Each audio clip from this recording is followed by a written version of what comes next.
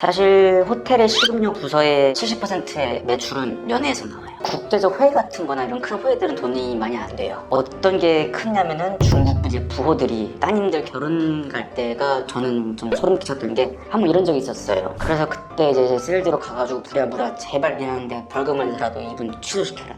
이게 더 크니까. 아니, 비교가 안 되니까. 외국에서는 고등학교 이제 졸업 파티를 프롬이라고 하는데 그런 거를 이제 보통 5성급 호텔에서 하는데 너무 멋있는 거예요. 대박이다, 진짜 멋있다. 이런 데서 짱이 된다면 얼마나 좋을까. 사람 대 사람으로 하는 업종이다 보니까 이게 무슨 일이 일어날지 사실 저희가 예상이 안 돼요. 어떻게 알아요? 고객이 갑자기 가다가 내 앞에서 넘어졌는데 뇌진탕이 걸렸어요.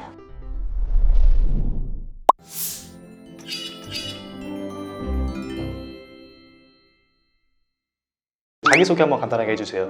네, 안녕하십니까. 스위스에 있는 호텔학교에서 졸업을 하고 중국에서 외국계 호텔 메리어트 계열사 중 하나인 호텔 브랜드에서 호텔의 꽃이라고 하는 식음료 부서의 차장으로 일을 하고 있습니다. 그러면은 호텔리어라는 게 어떤 일을 하는 사람들인지 좀 간략하게 설명 가능하세요? 호텔에서 상주하면서 고객들의 니즈를 충족시키고 최상의 경험을 할 수 있도록 도와주는 사람들을 일컫습니다. 그게는 이제 운영부서로 객실부서 그리고 이제 식음료부서 이제 고객들을 직접적으로 응대하는 사람들이 있고 그 사람들을 뒤에서 서포트해주는 이제 오피스부서 인사부부터 시작해서 재경부, 경비까지 그리고 이제 호텔의 전반적인 사업을 책임지는 이제 세일즈 앤 마케팅 부서가 있는데 기업 대 기업으로 계약을 맺고 내고를 협상을 해서 1년에 이 회사에서 몇만 박의 그러니까 숙박을 몇만 번 하는 거를 보장하는 건. 그렇죠. 예를 들어서 우리 호텔의 가장 큰 타겟 중 하나가 이제 삼성이라고 해봐요. 그러면 이분들이랑 이제 계약을 할 때는 내년에 저희한테 365일 동안 총 2만 박을 주실 수가 있으신가요? 뭐 이런 식으로 협상을 하는데 이런 걸 담당하는 이제 판촉부가 이제 있고 그리고 연회장이라고 하죠. 사실 호텔의 식음료 부서의 70%의 매출은 연회에서 나와요. 회의, 마이스 그리고 이제 웨딩 그거를 이제 따로 끌어오는 세일즈들이 따로 있고요. 또 사실 국제적 회의 같은 거나 이런 큰 회의들은 돈이 많이 안 돼요.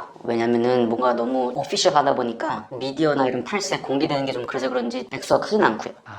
어떤 게 크냐면은 중국 이제 부호들이 따님들 결혼 갈 때가 저는 좀 소름 끼쳤던 게 한번 이런 적이 있었어요. 보통 이제 저희가 결혼이라고 하면은 메뉴들이나 이런 가격들을 일단은 정해놔요. 손님한테 보여주고 여기서 마음에 안 드는 부분이 있으면 이제 뭐 고칠 수가 있으니까. 저희 호텔에서 그때 가장 비쌌던 게 테이블당 한 테이블이라고 하면 이제 10명을 보통 말하는데 한 테이블당 한 100만 원 정도 받고 한 테이블당? 네. 근데 이제 그분은 어느 날 그냥 왔어요. 전화를 하고 저 결혼식장 보고 싶은데 이런 게 아니라 그냥 와가지고 프론트에서 니네 식음료 대빵 불러와 좀 이런 식으로.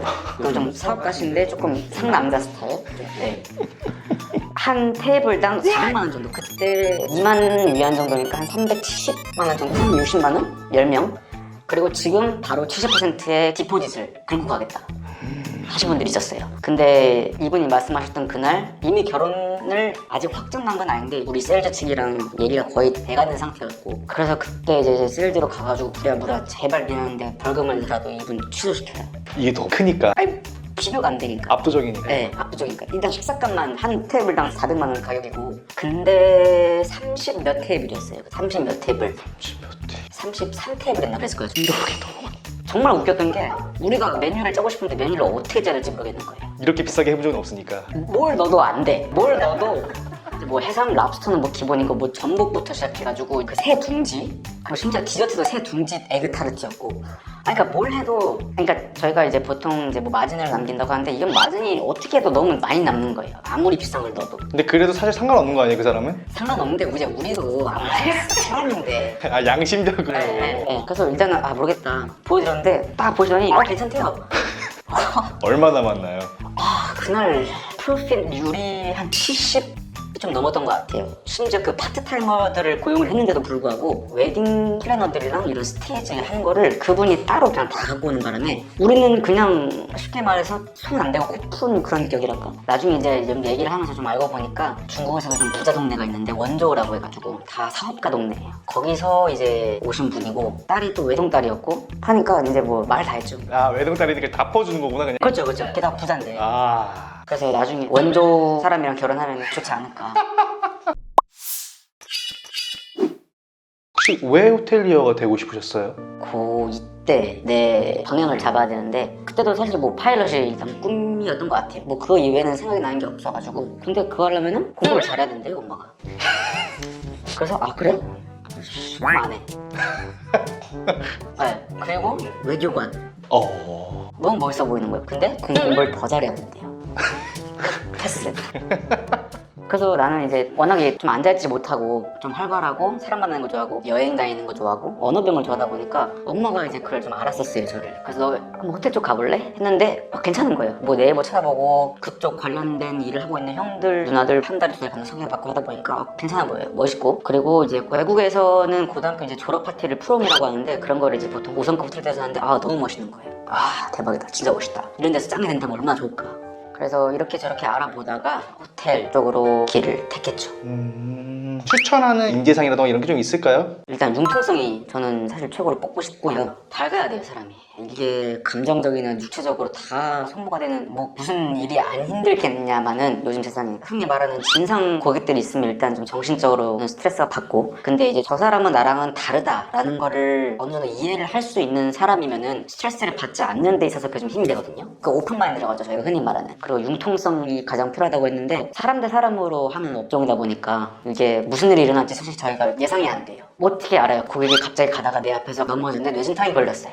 뭐 이런 상황이 있을 수도 있는 거니까. 그리고 자기가 딱 그때 내리는 결정에 의해서 잘 될 수도 있고 안 될 수도 있는 그런 업종이다 보니까 융통성이 좀 필요하다고. 아무리 그동안의 경험이 쌓여서 이럴 때는 이렇게 행동하고 이럴 때는 이렇게 행동하라는 그런 어떤 SOP 같은 게 있을지라도 예측할 수 없는 상황이 벌어지면은 그거를 바로바로 대처를 해줘야 되는데 그럴 때 필요한 융통성이라던가 그런 어떤 순발력 이런 것들을 좀 이렇게 말씀하시는 것 같아요. 그렇죠. SOP가 사실 호텔이다 보니까 진짜 디테일하게 나와 있어요. 진짜 디테일하게. 뭐 심지어 칼을 배웠다, 뭐 어떻게 해야 되는가, 뭐 이런 것부터 시켜가지고 손님이 뭐 술에 취했다, 어떻게 대처를 해야 되고, 사실 이걸 하나하나를 책임지는 부서들이 또 다 따로 있어요. 뭐 술에 취한 고객이 있으면 예를 들어서 아까 말했던 그 경비부서, 보안부서라고 그러죠. 그분들이 오시고, 근데 그분들이 오셔가지고 하는 건 쉽게 말하면 이제 응급처치고, 이 사람을 어떻게 하느냐에는 그 당시에 있는 그 책임자가 하는데, 그분은 모든 부서의 SOP들을 이해를 하고 어떻게 대처해야 되는지를 알아야 되니까 중상 정도의 고위급? 리더십이 있는 네, 그분들 한에서는 이제 융통성이 절대적으로 필요하다고 봅니다. 이게 사람 대 사람의 경험이다 보니까 네. 아무리 SOP처럼 이렇게 잘 대처를 해준다 해도 이건 호텔 차원에서의 대처고 사실 손님 입장에서는 내가 어떤 식으로 대처를 바로바로 받느냐에 따라서 경험하는 그런 서비스가 달라지잖아요. 그렇죠. 사실 호텔이라는 게 고객을 응대하는 직종이다 보니까